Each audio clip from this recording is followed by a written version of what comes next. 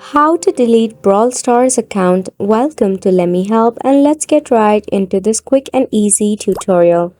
For this, you need to get yourself your Brawl Star application. If you already have it, just tap open. Just make sure that the app is up to date and you are logged in into your account.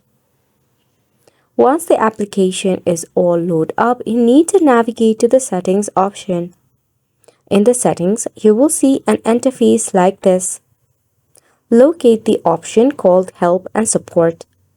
Tap on the Help and Support option, in where you'll find similar of articles dealing with such issue of deleting your Brawl Star account.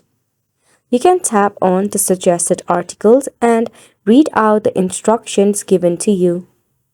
If not, you can tap on the chat icon at the top, in which you'll be able to talk with an agent or a bot with the issue. Just follow the instruction provided by them. You can also command them to delete your Brawl Stars account through the chat. In that case, they might require some of the information that is personal to you, such as your player ID.